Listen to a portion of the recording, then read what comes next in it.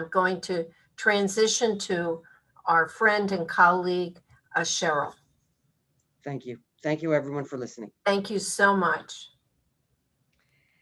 So thank you very much to Dr. David Deutsch for a very enlightening presentation. And now we move on to our second Dr. David of the day. And I have the distinct privilege of introducing him. Dr. David Silberklang is the senior historian at the International Institute for Holocaust Research at Yad Vashem. He also teaches at the University of Haifa in the International MA program in Holocaust Studies and at the Hebrew University of Jerusalem. And he's been a visiting professor at various universities around the world. David represented Israel at the International Holocaust Remembrance Alliance for 12 years. And he did work on the Committee on Anti-Semitism and Holocaust Denial and numerous other committees.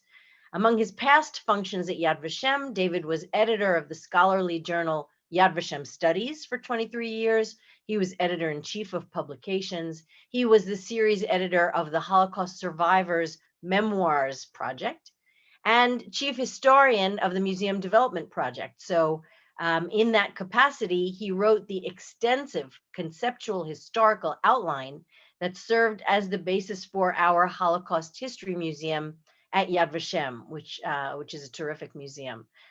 David has published widely on the Holocaust, and his book, Gates of Tears, The Holocaust in the Lublin District, was a finalist for the National Jewish Book Award and for the Yad Vashem International Book Prize in Holocaust Research. So, Dr. David Silberklang, the floor is yours. Thank you very much, Cheryl. Thank you, Cheryl and Gail and everyone else who's involved in organizing this and inviting me to be part of this seminar. And I'm actually glad you put me second because I enjoyed the previous talk immensely. There's actually a little bit of link between what David spoke about and this David will speak about. So my topic here is mutual assistance among Jews during the Holocaust. And I took the title responsible for each other from a Jewish tradition that says all of Israel, that is all Jewish people are responsible for each other, that a sense of, they're all in the same boat and are meant to somehow take responsibility for each other, and that includes mutual assistance. And I want to look at some of that mutual assistance during the Holocaust. And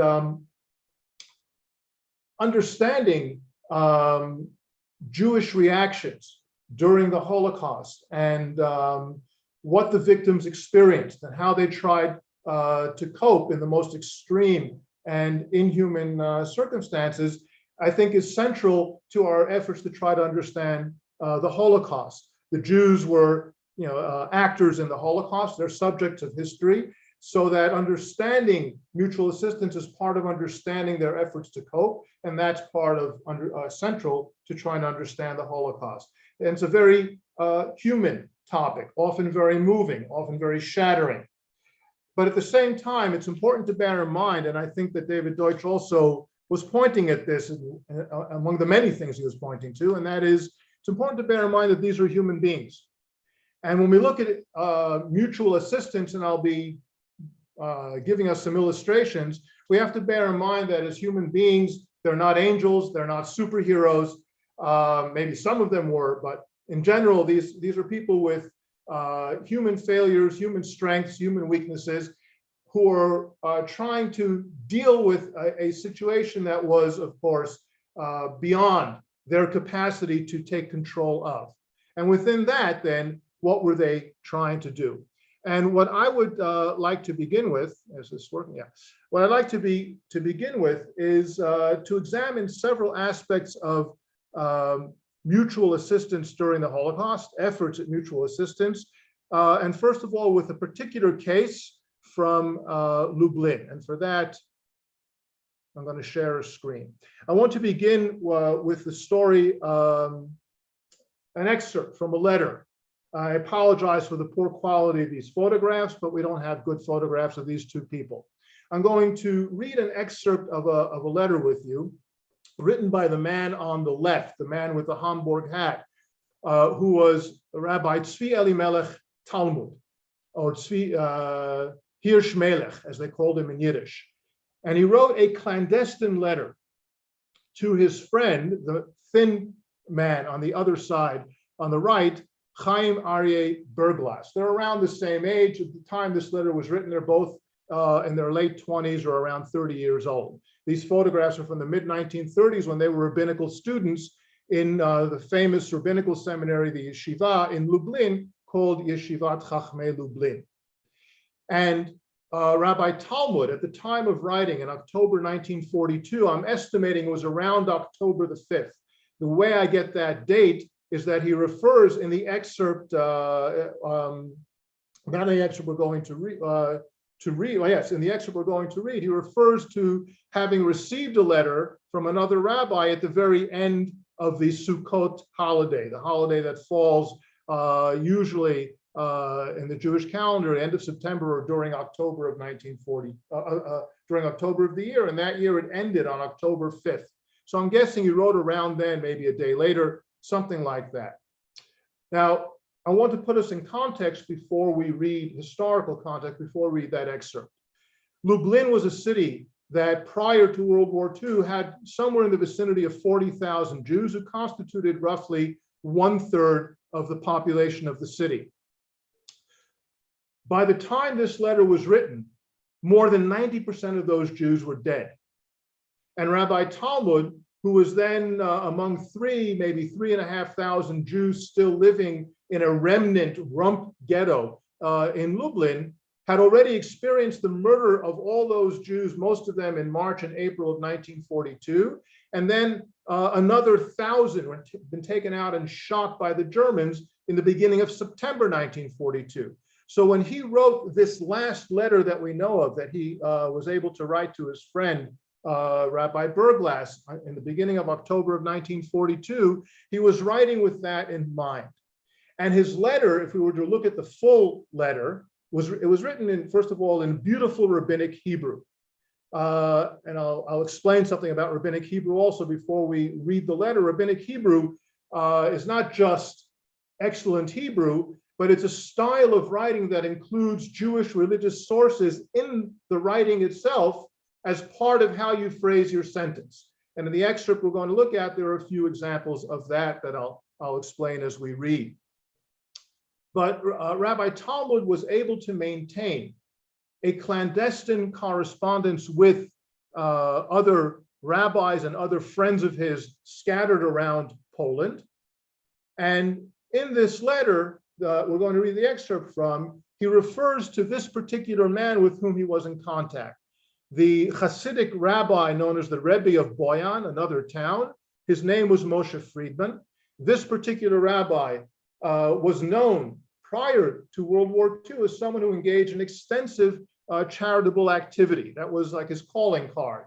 He would gather charity and provide for poor people. He would provide for poor couples who needed to establish themselves when they had no money. He would provide meals for people who were traveling and couldn't afford to buy meals, all sorts of things that he did prior to the war and that he continued to do even during World War II under Nazi rule. And here's the excerpt from the letter.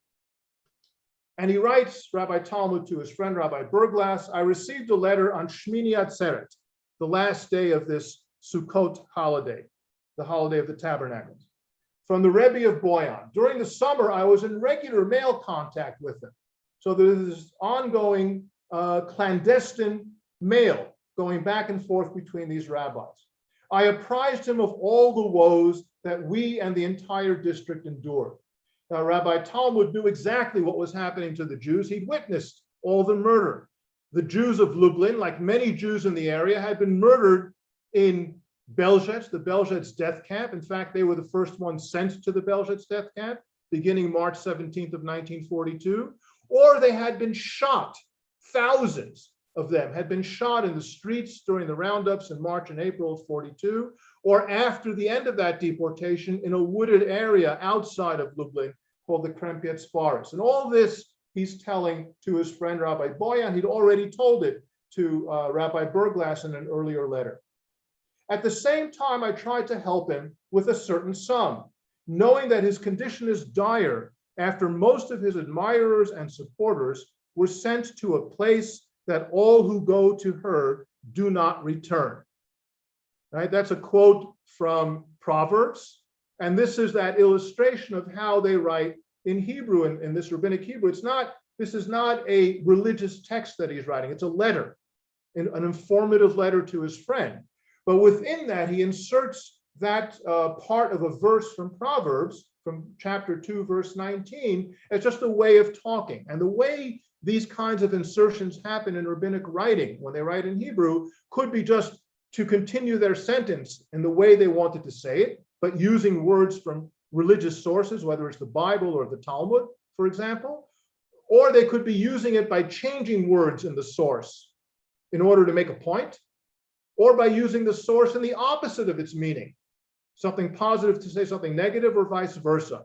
And this particular letter, if you were to read the entire letter, is full of all of those different illustrations.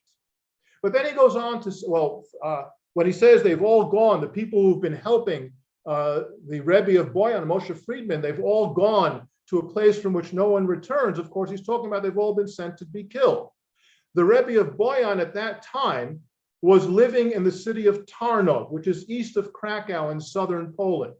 And in June of 1942, more than 10,000 Jews from that city had been sent to Belzec to be killed or taken outside of the town and shot in a nearby forest. Both things happened at the same time. And then more had been sent later on, before this letter was written.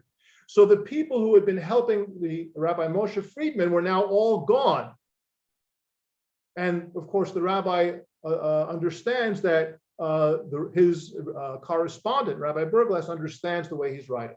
Then he says, by the way, see his greatness and superior qualities. Despite his own dire straits and precipitously declined income, he did not retreat even one small stride from his prior holy activities. In his letter of response to my support, that is, Rabbi Talmud sent him money from Lublin to help keep him going after those who were helping him had all been sent away and killed. He wrote that he would not accept any assistance from a source of whose origins he was unsure. That is, where did this money that Rabbi Talmud has come from? He's suspicious of the origins. Maybe it's blood money, people who were killed, and he didn't want to take that. Therefore, he will not benefit from this money, but rather he will use it for those relatives and friends who are in very difficult circumstances, and who he has supported by cutting back on his own in order to give to them. So the money will help him support these people without cutting back on himself, and such will be my wages, Rabbi Talmud says. And if you recognize the quote from Genesis, it's the story of Jacob and Rachel. Right? Jacob goes to his uncle Laban, and he wants to marry Rachel. He falls in love with. He promises to work in order to get to be able to marry her, and it worked for Laban. There's a whole story there. But what Rabbi Talmud is saying here is, I wanted to help the Rabbi Moshe Friedman. He's my contact. He's my friend. He refused to take the money. But since he's passing on the money, I've helped him indirectly. Such will be my wages before God when God comes to judge my deeds. Come and see that there are still illustrious ones like these, like Rabbi Friedman, who have not changed their inner way of life at the foot of the rage of the oppressor. So what do we see going on here? We see different kinds of mutual assistance. There's the very concrete assistance. Rabbi Talmud is sending money to Rabbi Moshe Friedman to help keep him going. Rabbi Moshe Friedman had been supporting other people. Other people in Tarnów, in that city, had been supporting Rabbi Friedman, who was not living in his home, but was being protected by others. But those who were protecting him had already been sent off to be killed. Rabbi Friedman refused to accept what he suspected was money from murdered Jews. So I can't use that money. It's money that comes from murder. But I will let it go on to the other people I'm trying to help, and then at least I'll have a little bit left for myself. And in all of this, there's another kind of mutual assistance going on, because the very fact of these people writing to each other and keeping each other informed and discussing things with each other is also a kind of spiritual support for them. What's happening to our friends and colleagues? What's happening in our communities? And this is the information going back and forth. What happened to these three men? Well, Rabbi Talmud survived the liquidation of the Lublin ghetto, which was November 9th of 1942, and he was sent to the Maidanic death camp. But he died there in May of 1943. We know that from a couple of people who survived and saw him die there, or basically saw him be murdered there. Rabbi Moshe Friedman, the Rebbe of Boyan, was deported from Tarnov to Auschwitz in the liquidation of the Tarnov ghetto in September of 1943, early September, and was apparently murdered on his day of arrival in Auschwitz. And Rabbi Chaim Aryeh Berglas, who was at the time of the writing of that letter in early October 42 in the Warsaw ghetto, he was among a group of people who was sent by the Germans from the Warsaw ghetto to a detention camp in France called Vittel in 1943. And apparently the Nazis were entertaining the thought of exchanging these Jews from the Warsaw ghetto as in a civilian exchange with the Western Allies. It's an exchange that never happened because some of them had foreign passports, South American or other passports. But we know that Rabbi Berglas ultimately was deported to Auschwitz, apparently on February 9th of 1944, where he was murdered. And he was murdered in Auschwitz and deported and murdered, even though he had friends and relatives living in Switzerland, in neutral Switzerland, who were in contact with him and were trying to get him out by finding some foreign papers that would help him get out, but they didn't succeed. And in the end, he was killed. One of the important points that emerges from the story of these three rabbis, in addition to the mutual assistance among the three and the rescue efforts that I just mentioned coming from Switzerland, trying to rescue the one that those people in Switzerland were familiar with, is also that all this mutual assistance inside of Poland among these men was happening in the absence of the possibility of rescue. If you were to read Rabbi Talmud's complete letter, what you would see is that this kind of connects a little bit with David Deutsch. He writes a great deal in there about what's happening, but also about how he sees it. I mean, he's a rabbi who didn't lose his faith as far as we can tell, but is challenging God in the letter also. God, why are you letting this happen? Why are you doing this? Where are you? Why are all these people being murdered? And he also challenges the world. Where's the world? Why isn't the world intervening? But he challenges God and then apologizes. So there's a lot going on in the letter, but one of the things that Rabbi Talmud says in the letter that we find in other writings during the Holocaust from the period itself is there's no rescue. Maybe individuals will survive, but there's no way to rescue the Jewish people. It's out of our hands. A rescue has to come from somewhere else. And in that context, where Rabbi Talmud thinks there's no rescue, here he is sending this assistance to the Rebbe of Boyan and through him to other people as well.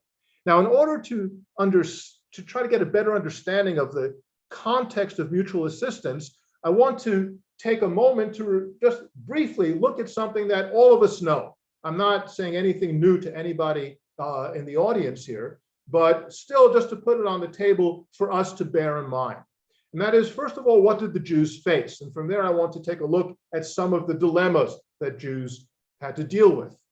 What the Jews faced, of course, as we know, is total and relentless genocidal murder. Talking about the period from when the murder began in the summer of 1941. And the Jews everywhere were like hunted animals, surrounded by the hunters and by their bloodhounds, all those who were assisting them. And they were at a complete disadvantage, and they knew that.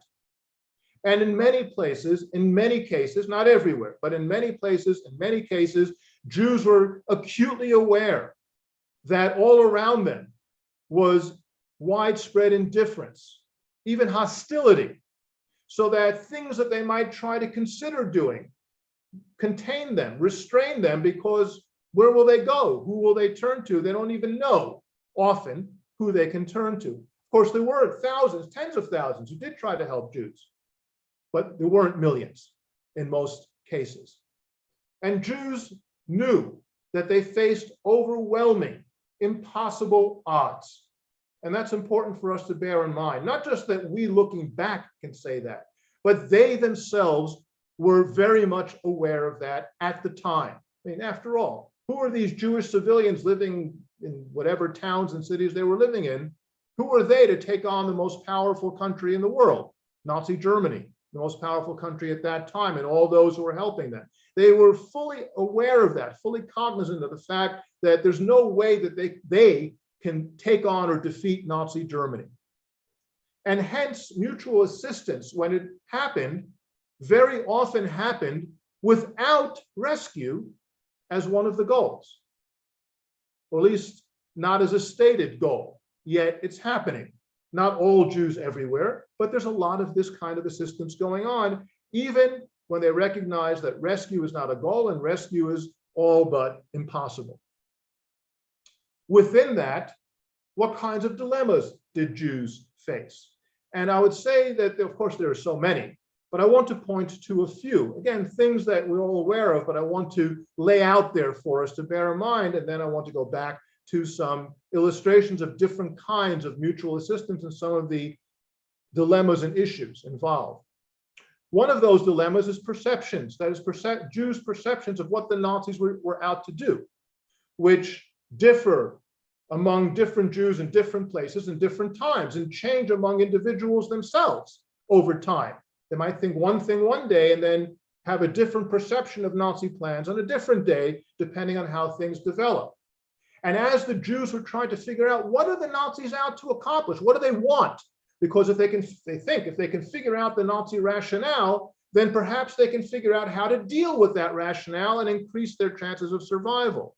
But part of their problem there is also constant Nazi deception. Constant deception by the Germans. And you know those terms, resettlement and relocation and Jews being sent off to work, where the children will have schools and the elderly will have old age homes, and all that was a lie. They're being constantly deceived. How do they figure out what the truth is? And within that, then, part of their dilemma is mutual assistance, where those trying to engage in mutual assistance, the question for them would be also mutual assistance vis-a-vis what? That is, assisting someone to try to cope with or get by what circumstance, what set of circumstances. That is, their perceptions might lead them to lend assistance for the wrong thing, because they don't actually understand exactly always what the Nazis want. And then they have to also think about, if they're trying to assist others, whom do they help? In a recognition that if lots of people they want to help, all those people who are close to them, important to them, that's a huge number of people. Any person has lots of people that are important to you, but they can't help everybody. And in that decision, whenever it's taken, whom will I try to help in some way with something, that decision also involved, whom will I not help? Who will I leave behind in my efforts to help? And those are terrible decisions that people would have to make very often. And then there's of course, fear of collective punishment. Because much of the mutual assistance, and if you think back to that illustration, that opening letter from Rabbi Talmud, the very fact that he sent a letter clandestinely written in rabbinic Hebrew was already breaking the law, the German rules. If he had been caught, whichever courier carried that message, we don't know who it was. I would guess it was a Polish person, but I don't know who it was. And the Rabbi Berglass receiving it, all those people were taking personal risks, but they were taking risks of other people's lives as well, because the Nazis engaged in collective punishment. One person steps out of line, many will often be punished, including all the way to death. So the fear of collective punishment could lead people not to undertake certain things. And I'm not talking about armed resistance only, I'm talking about assistance, smuggling food, clandestine education, helping someone get a better article of clothing or some medicine that you sneak into the ghetto or sneak into the camp or wherever you are. All these kinds of things that are assisting others, all those things risked collective punishment, even though they weren't really a threat to the Germans. And all of this then points to that the Jews, in what they faced and the dilemmas that they faced in those circumstances, were also then faced with what Lawrence Langer, the scholar Lawrence Langer, has termed choiceless choices, which I'm sure you're all familiar with. Choiceless choices. That is, there's no choice that is the right choice. And people try to navigate in that terrible field of no choice and choose the least of the evils as what they might do. Now, I want to take a look at that issue of whom to help and what are the consequences of choosing who to help, a choiceless choice in itself, with two illustrations from Auschwitz-Birkenau. And the first one relates to this man, Jaquito Maestro. The photograph is of him, of course, as an older man. He was a young, older teenager during his time in Auschwitz-Birkenau. And Jaquito Maestro was from Salonika, a Sephardic Jew. And the Jews of Thessaloniki, Salonika, were deported from there to Auschwitz in spring and summer of 1943. And for those who aren't familiar with it, one of the hardest hit in terms of percentage of the community that was murdered during the Holocaust, one of the hardest hit of all Jewish communities was Salonika, which had roughly 55,000 Jews when Germany occupied that part of Greece. And of all of those, maybe 1,000 or 1,500 survived. It's horrifying, you know, the percentage of death. Now, the Jews of Salonika tended to speak several languages.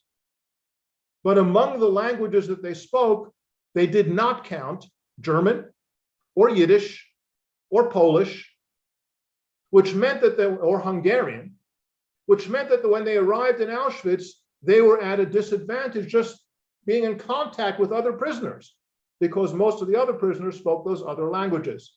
Some spoke languages that they spoke. There were some French prisoners, of course. Many of them spoke French.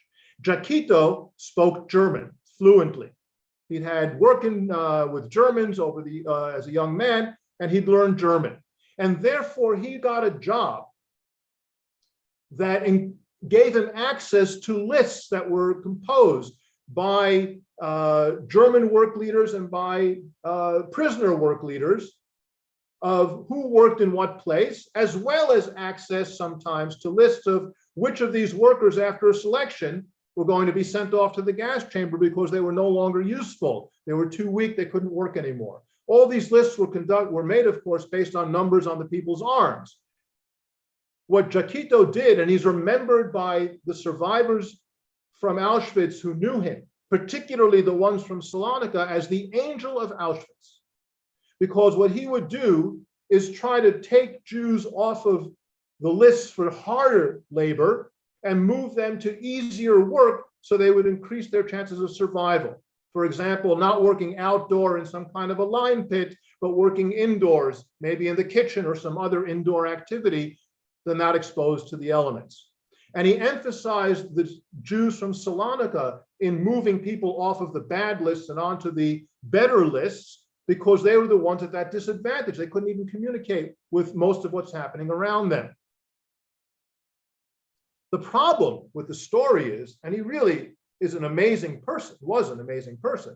The problem with the story of Jaquito is that when he pulled someone off of a list and put him on a different list, or just pulled him off the list entirely, the list now had a hole. Someone else had to be put on that list.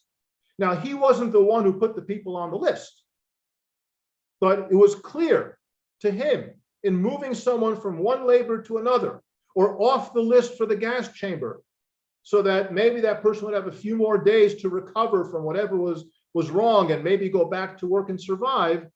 That meant the consequence was that someone else was going to that impossible labor, or someone else was going to that gas chamber. It's a choiceless choice.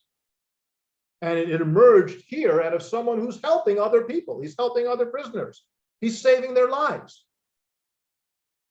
But there's another consequence. The other story I want to tell from Auschwitz relates to this man.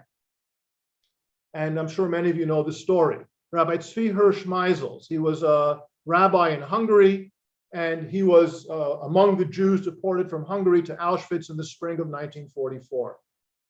And he published a book. I have the inside front cover of that book, a picture of it here. He published a book in the 1950s, I think it was 1957, if I remember correctly, called in Hebrew Makadshei Hashem. It's a book that talks about religious issues that came up during the Holocaust and what kinds of answers did rabbis give to people who came to them with religious dilemmas during the Holocaust. Now, as these kinds of books are written, especially by Holocaust survivors who were rabbis and wrote some kind of religious text, the introduction would include their story and the stories of others whom they knew, that also, on the one hand, serves as to remember those people, to preserve their memory, but also tells that person's story, the one who's the author of the book.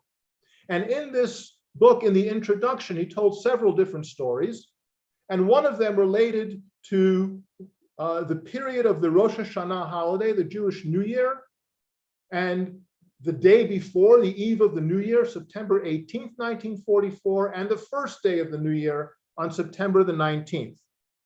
And he says that on that day, September the 18th, 1,400 young boys were rounded up by the SS guards and taken to a barrack that was isolated from the rest of this camp. And word got out among the Jews that on September the 19th, on the first day of Rosh Hashanah, that evening, all those 1,400 boys, they're all young teenagers, were going to be taken to the gas chambers and killed. And everyone who had a boy there, a son, a brother, a nephew, was trying to figure out, how can I get this boy out of there? And they didn't know how. And then he says, a simple Jew, meaning an ordinary person, came up to me and said, Rabbi, my only son is in there among the boys condemned to the furnace, and it is within my power to purchase his release. In other words, he had some money and he knew whom to bribe, he could get his son out.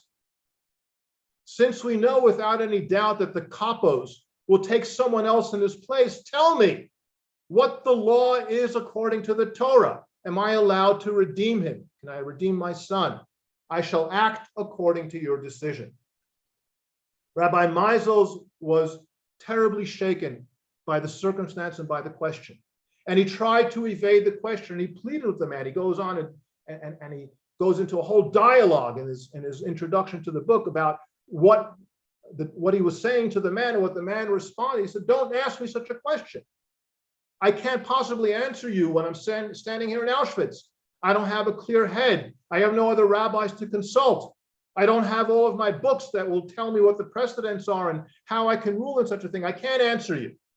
And he kept evading the question, and the man kept at him.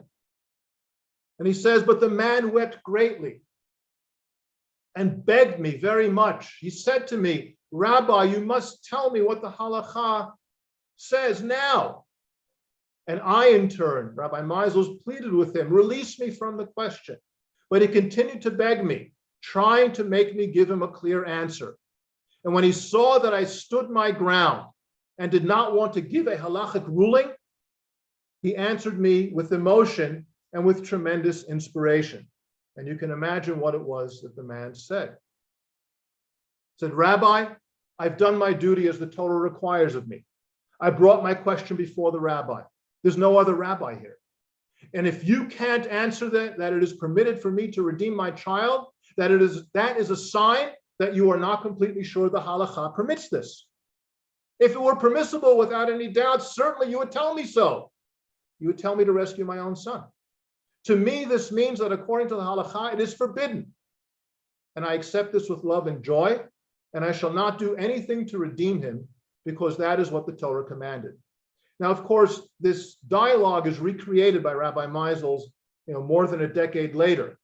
But the context of the story actually is confirmed by a few other eyewitnesses to the dialogue, that yes, this man came to him, yes, this man pleaded, yes, Rabbi Meisel's evaded the question, and yes, this man read that as, if I could save my son according to Jewish law, you would tell me that. The fact that you're evading it and not telling me that means I can't. And I'm going to abide by Jewish law. And he didn't save his son so that someone else wouldn't be taken. Now you look at Jaquito Maestro, and you look at Rabbi Meisel's and this poor man who apparently did not survive. Rabbi Meisel's did survive. And in both cases, there's a similarity, right? Take someone off the list, someone else will be put on the list. One reaches one conclusion, the other reaches the other conclusion. There's no judgment, of course. But in mutual assistance during the Holocaust, and that question, these dilemmas, these intense, acute dilemmas, are things that the Jews faced in those circumstances. Now, we're talking about mutual assistance, and I want to take an aside here and pause for a moment and say, of course, there were lots of people, and in David Deutsch's, in the survivor accounts that we saw, we saw some people who said these things, who looked after themselves. None of this mutual assistance stuff. I was there, I took care of myself. That's what I had to do. We don't read or hear as much of those people when they're there, but we don't read or hear as much about those people as we do about those who, like Elie Wiesel or Primo Levi or others, say, I survived, and part of my survival was because there was someone else, this bonding with someone else, and together we were able to survive. And there were people, lots of them, who tried survival that way, by bonding with others and helping each other through mutual assistance. But there were those, of course, who didn't. One of them, I would recommend reading his memoir, is Roman Frister, a Polish Jew who wrote a book called The Cap, The Price of a Life. He wrote it in Polish, that's the English translation. The Cap, the hat, the price of a life. And Roman Frister was also just a teenager, he was 15 in the camp in Auschwitz. And he tells some terrible stories about what he did in order to survive that also caused damage to other people, including stealing people's bread ration, or in the case of the Cap, the incident, or one of them that bothered him to the end of his life, but he never regretted, was one morning at the roll call, he woke up and he couldn't find his cap. And part of the uniform the Jews had to wear at the roll call at Auschwitz was their cap that the Germans had given them when they got there. And if you don't have a cap, they take you out and kill you. He looked around and he saw that someone else was still asleep and not yet awake, and that his cap on a different bed near Roman Frister was easily accessible. So Roman Frister took the cap and put it on, knowing that that other person will be taken away and killed, which is what happened. I looked after myself, he said. No mutual assistance in that story.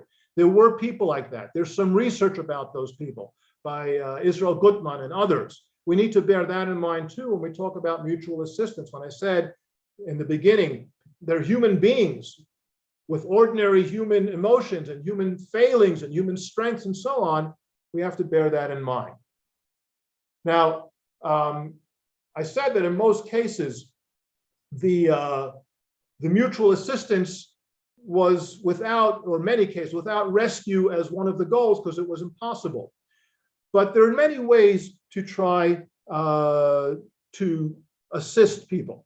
And I want to point to a mutual assistance, even knowing that death was imminent, and still mutual assistance of a different kind that isn't material. And that relates to this thing that you see on the screen here. The same Rabbi Talmud in his yeshiva Chachmei Lublin during the 1930s was famous among the students and rabbis there as someone who was an expert at making Jewish calendars. And a Jewish calendar, of course, has the Jewish months, and it has the Jewish holidays and Shabbat, and when you light candles, and when the holiday ends, and but there are different customs in Jewish tradition for when you light candles. And therefore, if you look at this, the first page of the calendar, he made 10 copies of this by hand that we know of that survived in the archive in Lublin. What you see on the left-hand side, wherever you see 3 numbers, is the candle lighting time according to different customs. So whatever custom you keep, here are the different candle lighting times. And he prepared this calendar in September 1942 in advance of the Jewish New Year, Rosh Hashanah, for the coming year that was going to stretch into September 1943. And remember, on September the 2nd, 1,000 Jews were murdered. In October, shortly after he wrote that letter that we looked at, another 1,000 were murdered. November 9th, they're all murdered. And in the rabbi's letter to Rabbi Berglass, both an earlier letter in the summer and the one on October 5th, he says there's no hope for survival. We're all going to die. All we can hope for is that some memory of us remains. And yet here he is making a calendar for a year. What's the point of the calendar? Well, the calendar, I would argue, has several functions here. One function is the practical function. For as long as we live, Jews who want to know should know all these details about the Jewish calendar. For those of you who read Hebrew, goes from right to left, you can see that it begins with the first day of Rosh Hashanah at the top line. The first narrow column is the day of the week. The second narrow column is the day of the Jewish month in Hebrew characters. And the third narrow column is the day of the Gregorian month. So that year, the first day of Rosh Hashanah was September the 12th. You can see that there. So he said people will want to know. Whoever is around, and for whoever this is important, I'm providing a tool. You have a calendar, you'll know. But of course, there's more to it, because a calendar that looks ahead to the whole coming year means that there will be a coming year. There will be people there in Lublin who will need a calendar for the whole coming year. And that, we might argue, provides some kind of hope also. And mutual assistance that provided some kind of spiritual hope, spiritual support of some sort, that also is an important element of mutual assistance. Now, of course, I emphasized mutual assistance happening without any hope for rescue. There was also mutual assistance whose goal was rescue. Those who organized mass escapes from ghettos or from camps, the Bielski partisans, if you've seen the film Defiance, that tells you part of that story, where the commander Tuvia Bielski, his motto, and the survivors of that partisan group all testified to the same thing, where he consistently said, if I have a choice of fighting Germans or saving Jews is a priority. And his unit grew and grew and grew. And at the end of the war, 1,200 Jews emerged from the forest, right? So they're who had survived because of what he did, he and all the others with him. So there's assistance that tries to save people. And I want to now look at 2 illustrations of efforts to save people that involve children.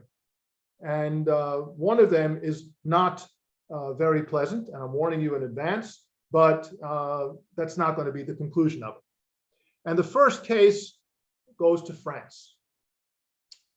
And you see 2 French Jewish organizations listed there, the Azeez, the Œuvre de Secours aux Enfants. I apologize for my bad pronunciation in French.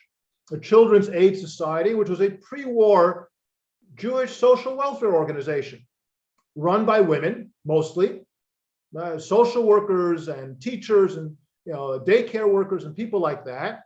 And it was aimed at poor children, give them somewhere to be during the day after school, or orphan children, provide them with a warm home, give them warm food, give them activities.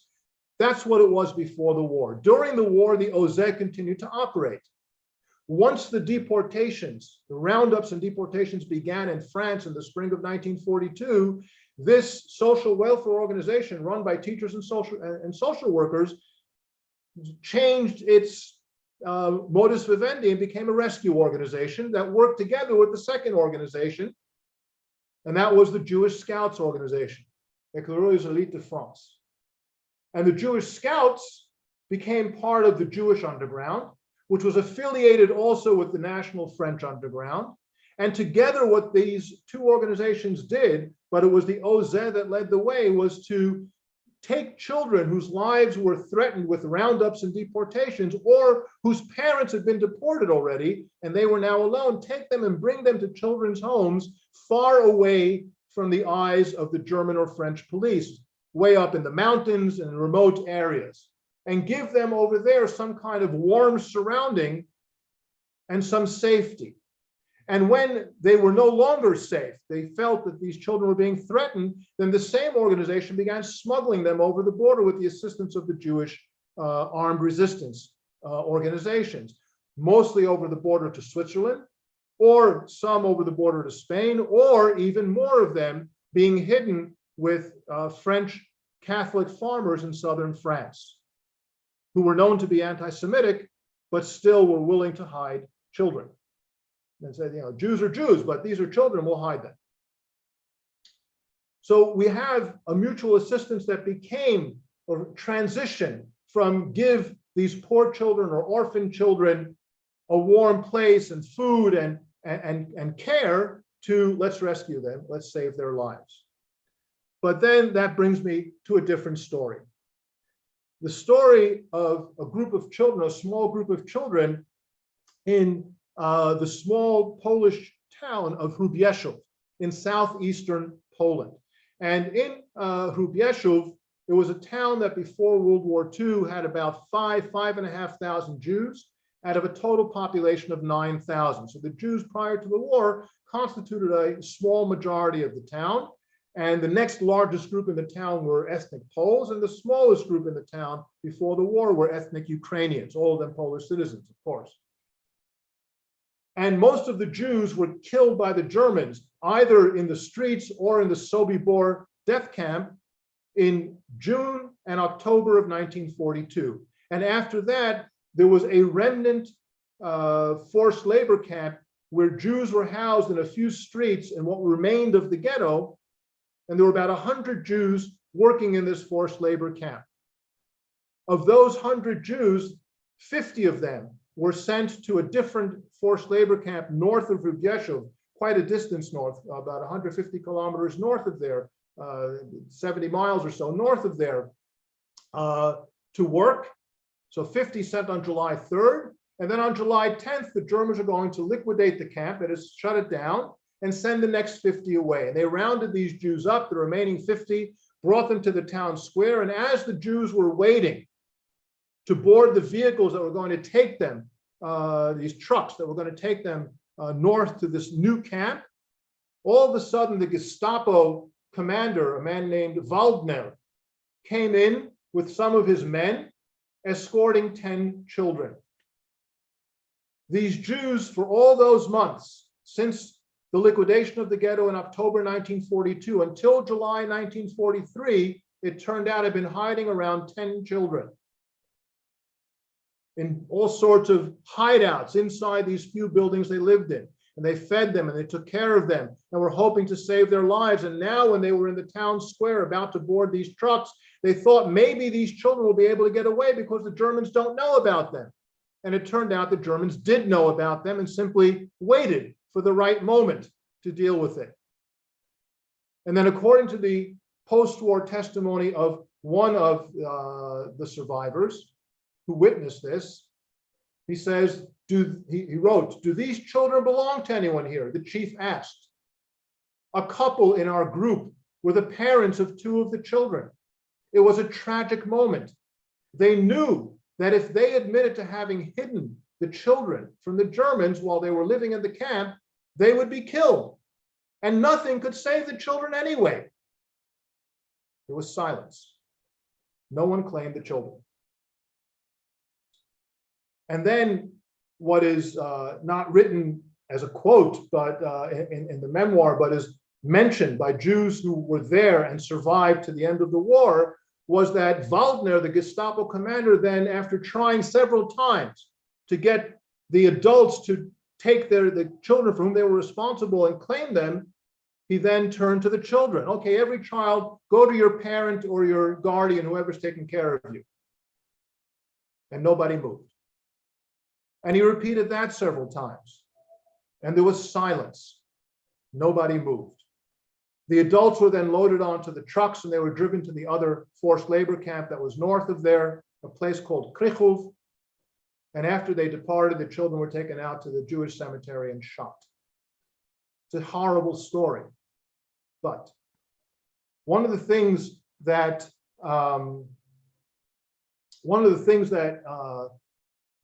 emerges from the story is that the real heroes here in the end, of course, are the children. Because the children understood what was going on.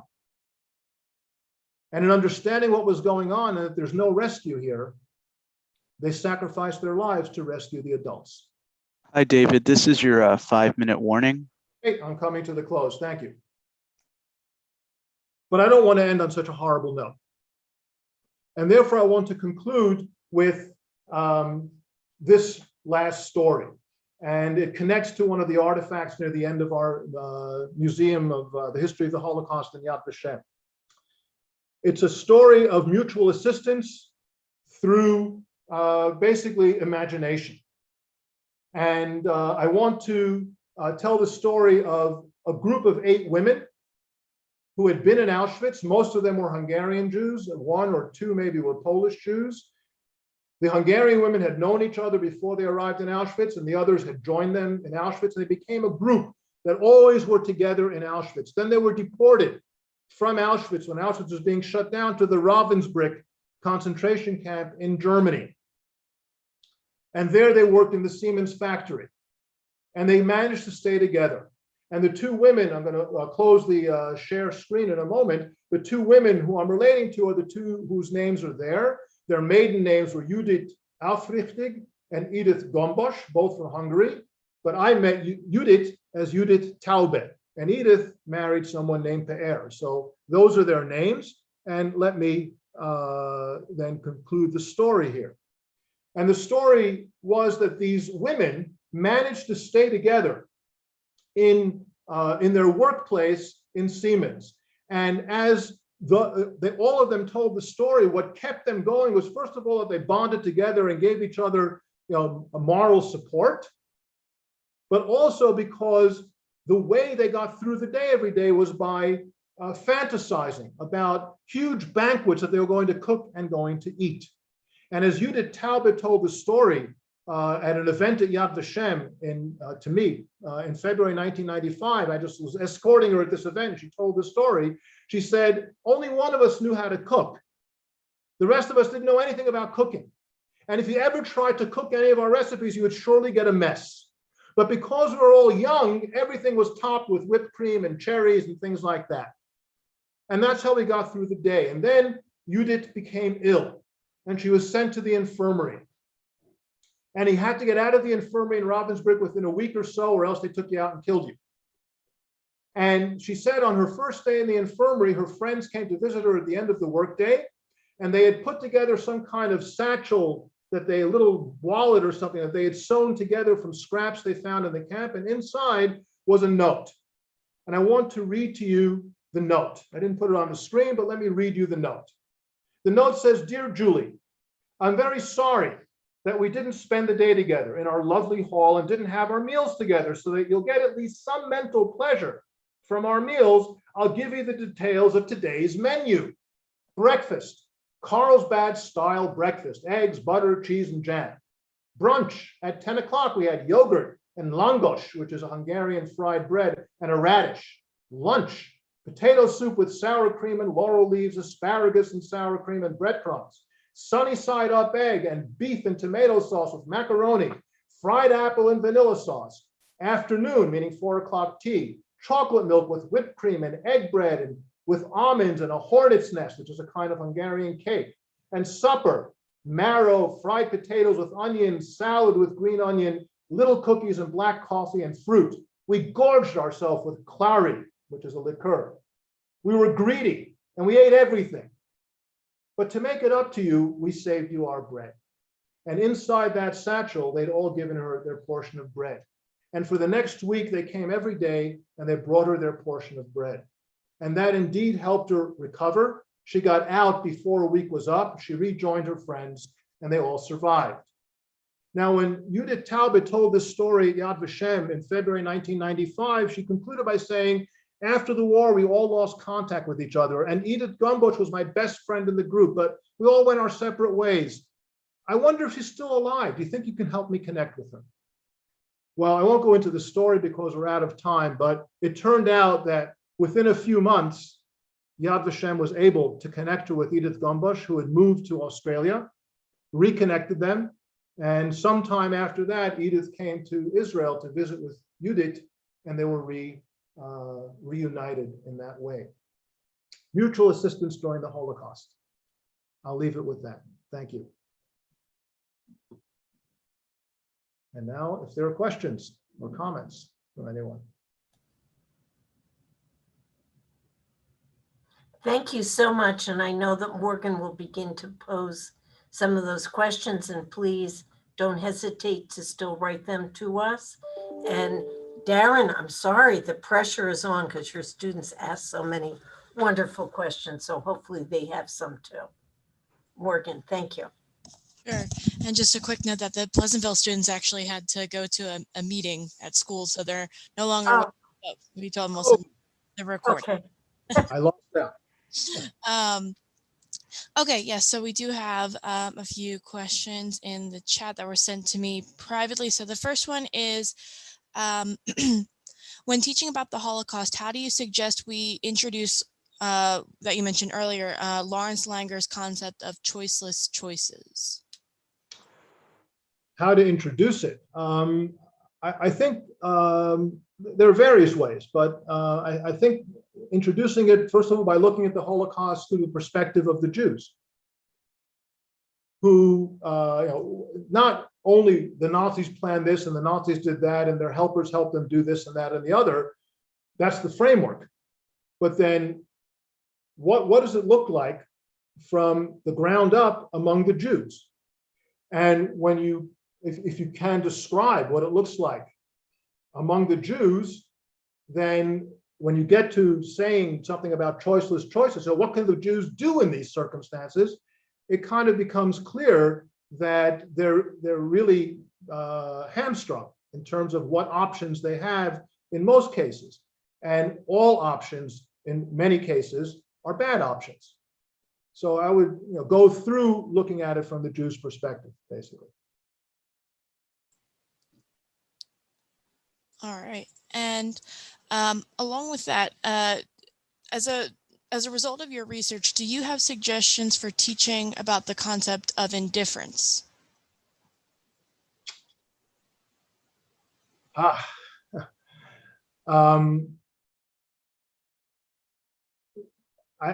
don't actually have a concept for how to teach about it except to demonstrate it. That is, to show it and to show where it's not, because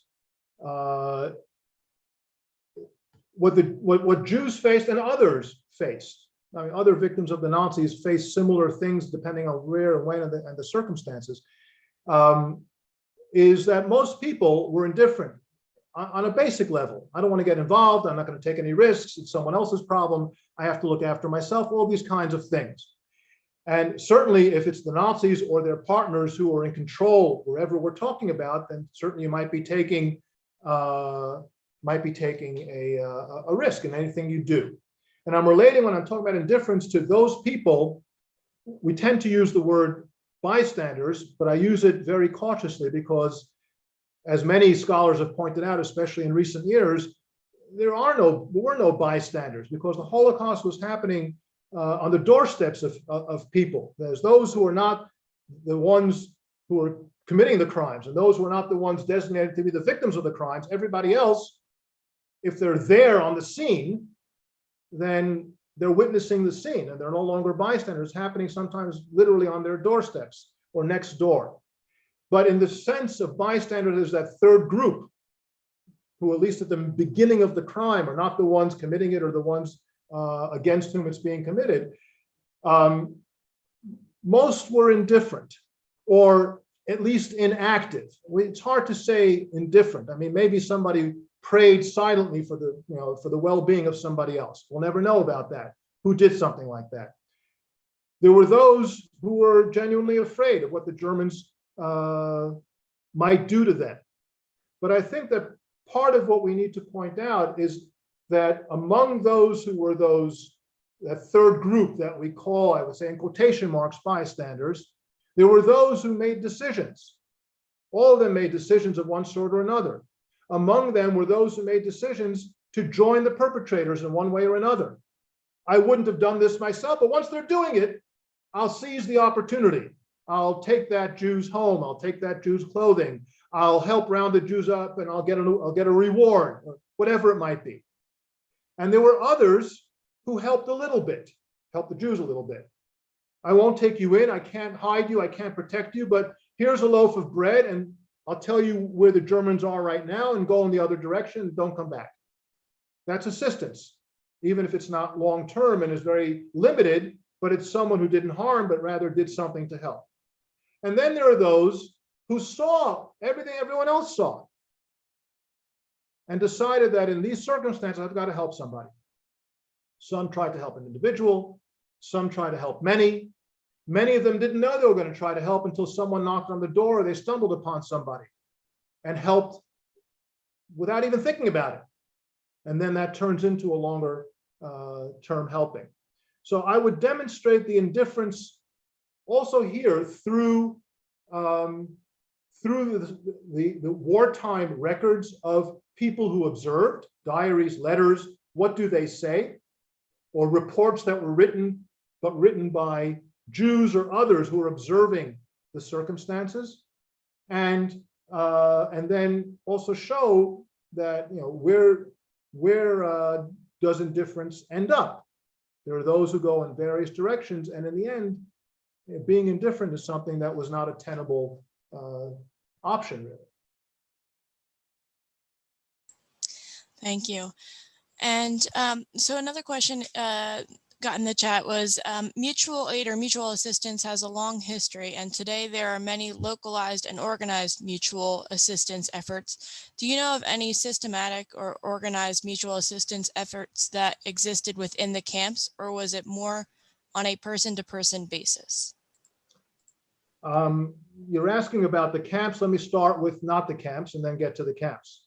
And outside the camps, where there were ghettos in Eastern Europe, and not all the Jews were in ghettos, not all communities in Eastern Europe had ghettos, but most of the ghettos were in Eastern Europe, there were all sorts of organized things going on in a formal sense, that is organizations, sometimes permitted by the Nazis, sometimes clandestine, sometimes a mixture of the two.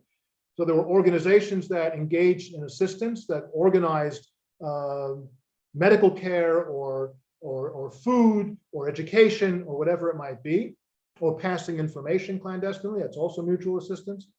And then there was not formal organization, but more ad hoc organization of various people together helping each other without any kind of formality around it. In camps, there were some formal mutual assistance that were various kinds of undergrounds that organized themselves for mutual assistance, and also looking to sometimes beyond that. Is there a way to get out of here so we can survive, or a way to stay in here yet find a way to survive? That depends on the camp and which camp and when. But more of the mutual assistance we read about from places like Auschwitz-Birkenau, or from among the few survivors from a place like Sobibor or Treblinka, where there are only a few dozen from each. Most of the mutual assistance we read about there on a day-to-day basis was much more ad hoc, and not people get together and help each other rather than some kind of formal organization. In some of the concentration camps and forced labor camps, there were formal organizations that were there for mutual assistance. I'm distinguishing concentration camps and forced labor camps from death camps, right? There were some that had organizations. They were clandestine, but they organized in a formal sense and had membership and meetings and whatever that engaged in mutual assistance and in rescue activity. One such, for example, was in Buchenwald, where in the Buchenwald concentration camp, there was an underground that had all sorts of plans, but one of their main things that they did in 1945, in the last few months of the camp, was to hide several hundred Jewish children, mostly Jews. I think some of them were not Jewish and were Polish, but they were hiding several hundred children. No children were allowed, but they're hiding children in the camp and keeping them out of sight of the capos and of the German officials and so on. And they managed to rescue several hundred that way and feed them. So that's a mutual assistance that was a rescue activity in a formal sense. Thank you. And so we have another question from Leanne. Leanne, do you want to, here, let me unmute you and you can go ahead and ask your question. Hi, Dr. Silverklang. Thank you so much for your presentation. I was wondering, and I know that in my studies at the camp, I've come across the women who kind of worked together to smuggle the ammunition that ended up being used by the Sonderkommando to blow up crematorium number 4. I was wondering if you could talk about that as a way of mutual assistance, or how even the women, from what I come to understand, made a choice not to, under torture and other elements, not to release the names of the other women in some of the ways. If you could talk about that a little bit more as mutual assistance. Yeah, and let me add to that in my answer also, women in undergrounds that outside of camps. That camp, there were other camps where you have not necessarily smuggling arms, but women active in the underground as central linchpins in the underground, but also in other places. But yes, it's what you said is absolutely true. We know that, right? That one of the central features of the Jewish revolt of the Sonderkommando in Birkenau was that women working in the Union factory managed to smuggle explosives to them in their clothing and in all sorts of ways, when there's not supposed to be any contact between men and women at all. They're separate camps, right? That's part of the thing that's going on. Yet they found ways to smuggle. And one woman organized, I'm sorry, her name just escaped me, even though I just wrote about her about 2 weeks ago, but her name just escaped me. The woman who organized and told the men, I'll bring in the other one. You remember the name? Tell me. You're muted. Say the name. Rosa Robota, you're going to tell me.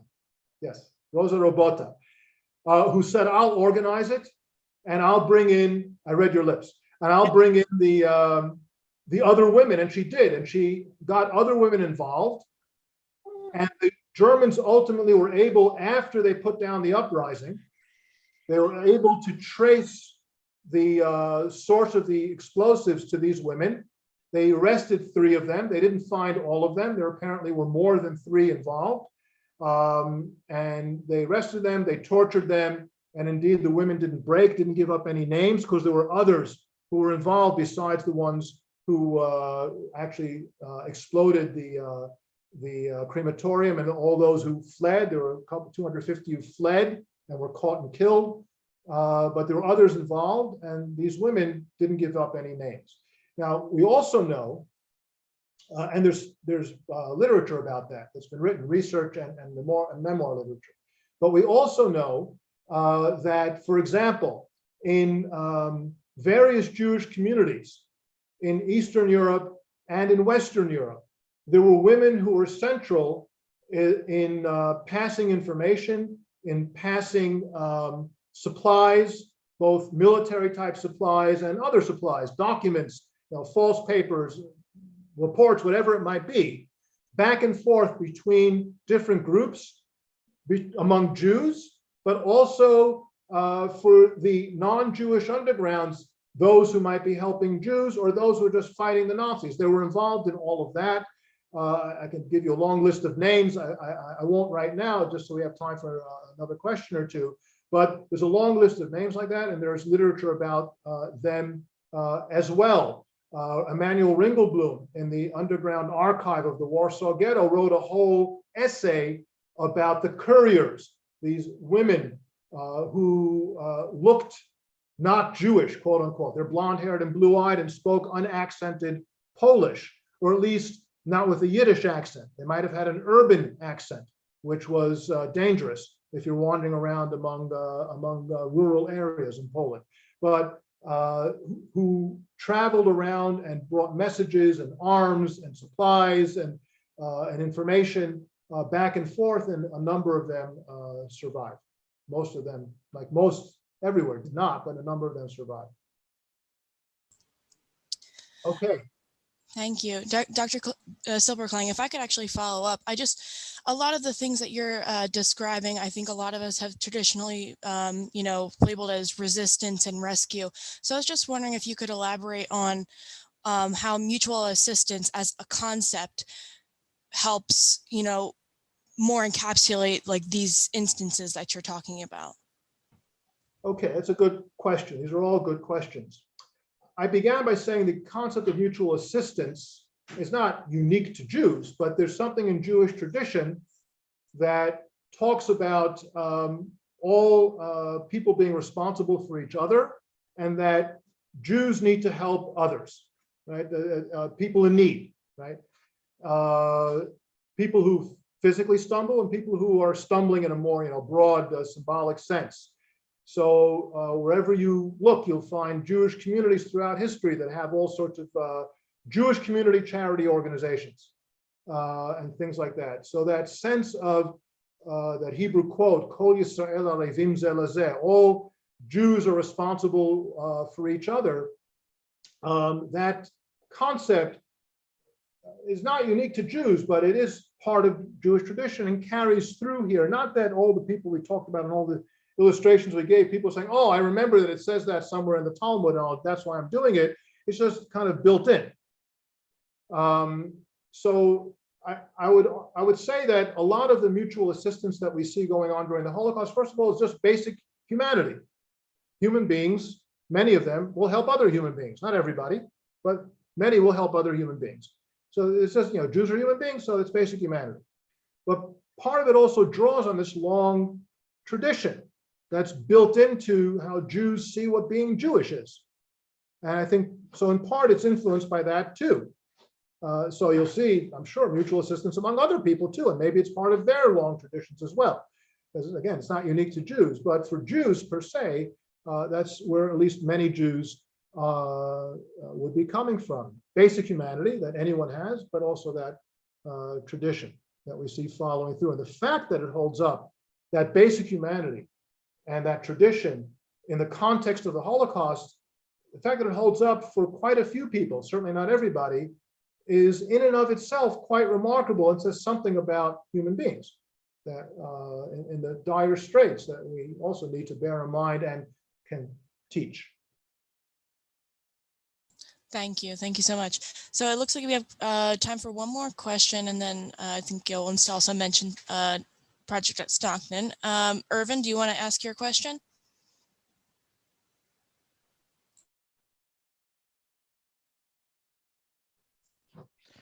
Sure. Thank you, Morgan.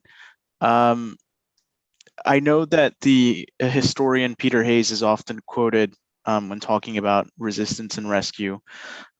His quote is, at most 5 to 10% of the Jews who survived the Holocaust did so because a non-Jew or a non-Jewish organization concealed and sustained them.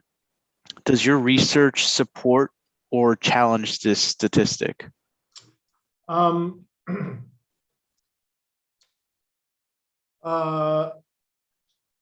I can't, my research can't support or challenge it, but I can support the basic idea. That is that many of the Jews who survived certainly survived, at least in part, because people not Jewish were involved in helping them. Even when we talk about, for example, the Bielski partisans who I mentioned briefly before, right? So the Bielski brothers organized this partisan group and family camp in the forest. They're incredibly intuitive about how to survive. They have great skills to survive in the forest. They're smart. They're brave, resourceful.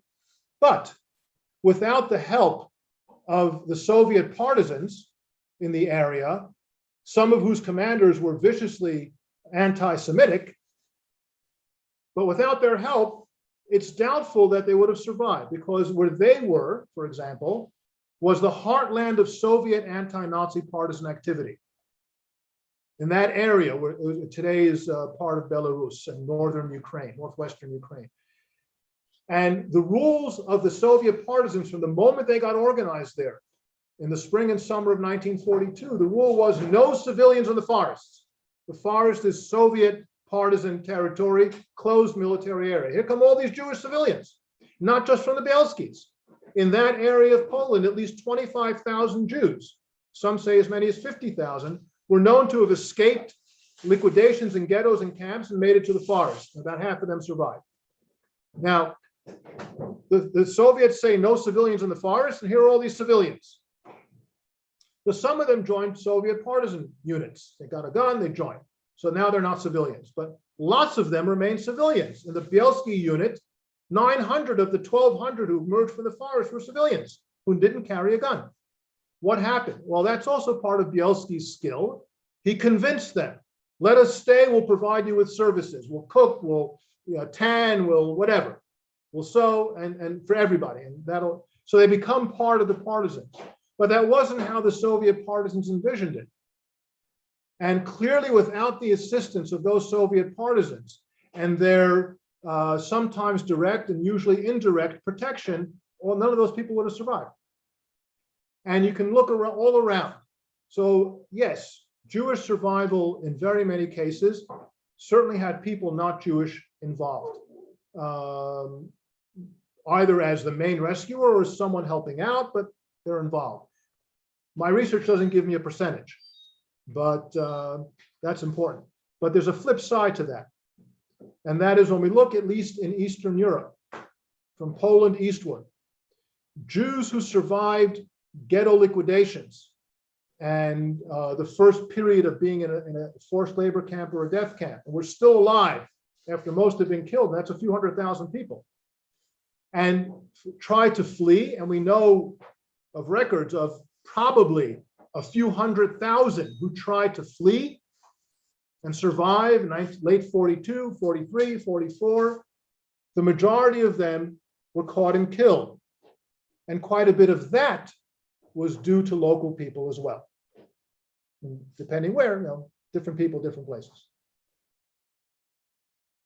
Thank you so much. And I want to note, I don't know if he's still with us, but Marvin Rabb was one of our participants today, whose mother, Esther Rabb, was one of the survivors of the revolt at Sophie-Bor. And yes, Marvin was with us. Maybe, Marvin, are you still with us? I guess he had to leave, but he shares his story, and his mother's survival after the revolt couldn't have happened without the aid, mutual assistance of others. So I want to thank you. I want to thank Yad Vashem. And I want to, as important, thank all our educators that gave up their time today, brought their babies to class. I love it. I know we had a minimum of 2 babies with us today. So please report that back to Yad Vashem, that's one of the silver linings of being able to virtually meet together. Tomorrow, we're going to continue with our theme, Lessons of Hope, learning about rescue, resistance, and faith. And we're going to have it's not too late to sign up for tomorrow. And we do have a little over 50 educators signed up for tomorrow, plus our high school students. Cheryl will be presenting Fierce Females, Women in the Resistance. Barry, I think you mentioned about Vladka Mead. She's one of, Vladka was a friend of mine. I'm honored to have known her. And I've actually was with her in Poland.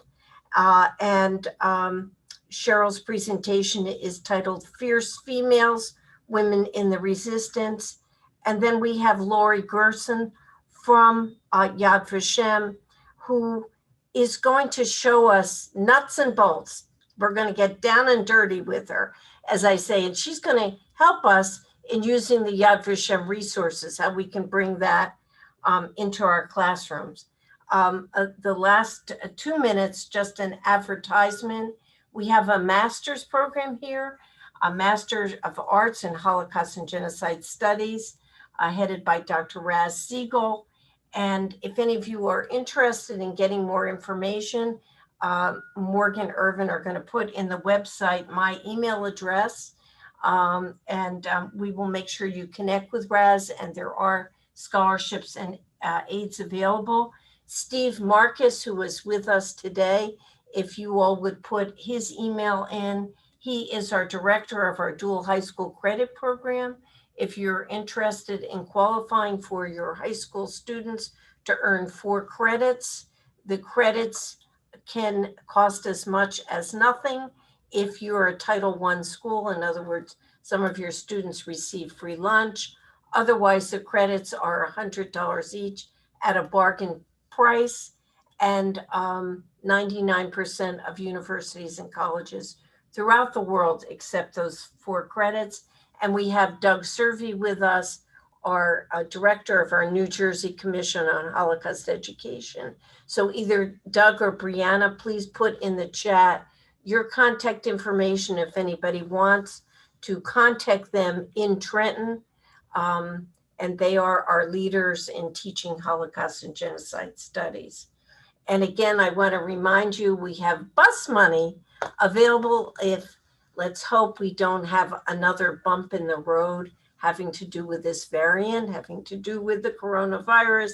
And you'll be able to come on down, visit us, see our display about Leo Omond, who was rescued, and his family. Certainly a prime example of rescue and resistance in the Netherlands. And in fact, he was hidden near Anne Frank. That's one section of our Holocaust Center. Another section that we know your students will enjoy is meeting Ed Mossberg, or interactive biography, a Holocaust survivor they can speak to and who will speak back to us. So I love, would everybody put your cameras on just for the last minute to give a wave to Professor Dr. David Silverklang. We're so honored to have you here today. David Deutsch had to leave for another engagement, and Cheryl did also. So we want to thank you and spread it on to all your colleagues and friends, giving you a big wave. Thank you so much. Live from Jerusalem. And anything, we can let you be our concluder. Bye-bye. Thank you all very much. Bye-bye.